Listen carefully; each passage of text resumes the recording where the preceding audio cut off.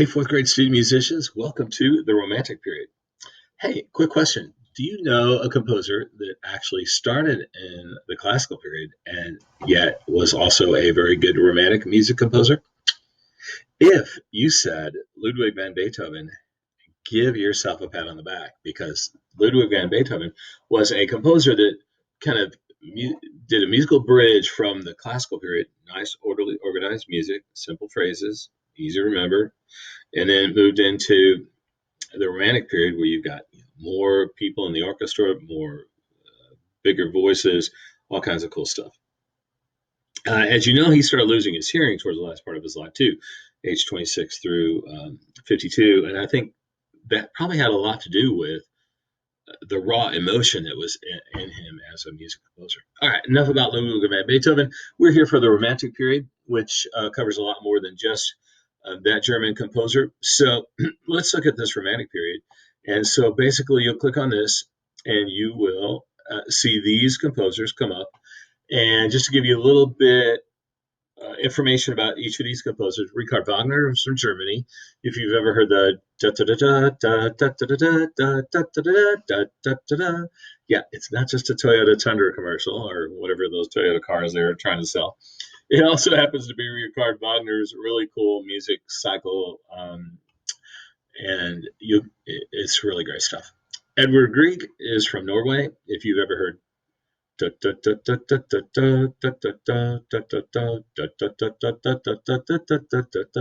Hall of the Mountain King. Yep, Edvard Grieg from Norway, all those mountains up there. Yeah, this is Nikolai Rimsky-Korsakov. He is a Russian composer. You'll notice these B's here. These B's are there for a reason. They are a part of a song he wrote. If you've ever heard Flight of the Bumblebee, Nikolai Rimsky-Korsakov wrote that. And it's supposed to be fast, but oh my goodness, people today are like working and working and working, trying to perform it faster than the other performers. One of these days, we'll probably get it in 15 seconds. I don't know. But anyway, the current rate is like under a minute. But that's fast, and that's a whole lot of notes being played.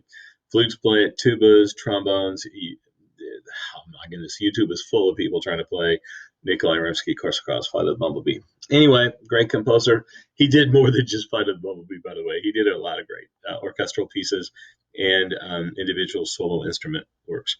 Peter Ilyich Tchaikovsky, really cool guy. He was very innovative. He did some amazing things with ballet, which ballet in itself was constantly in a state of change and constantly being innovated.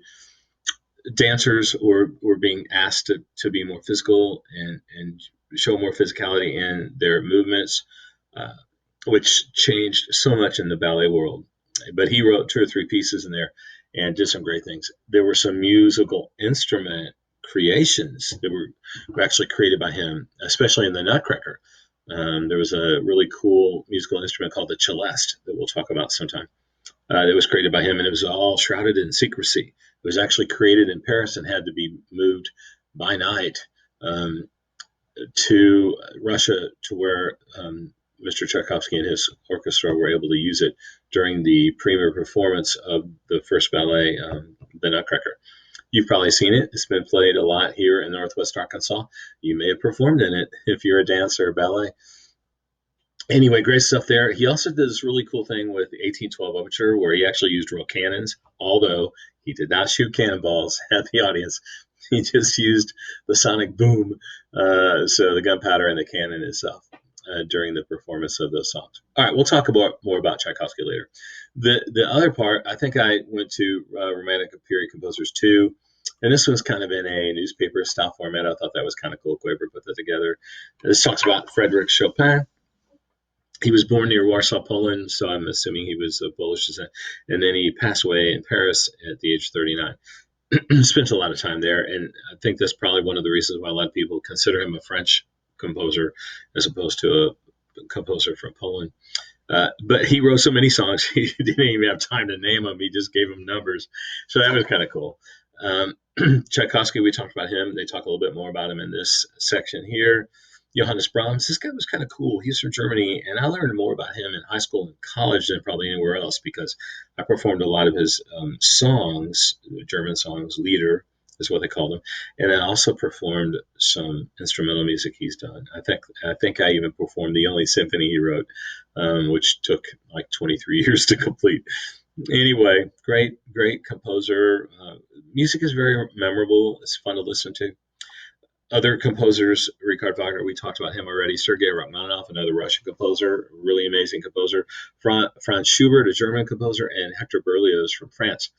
If you get a chance to listen to these folks, I hope you do take time out to listen to what they have. Finally, in this first part of the romantic, is the romantic Train the Brain. And on that one, let's see. Yeah, this one you will have vocabulary words on this side and definition on this side to kind of help you have a even better understanding of the romantic period and some of the things that occurred during this time. So let's say like we took a romantic period. So on this side, you've got feelings of intense emotion. Do you think that's probably it? If you put that, what happens? Not quite. What about passion, drama, and emotion? Boom, chicka boom, you just fed the brain. How happy is your brain now? Okay, well, this is the first part of the romantic period. We're going to continue with this on the next slide.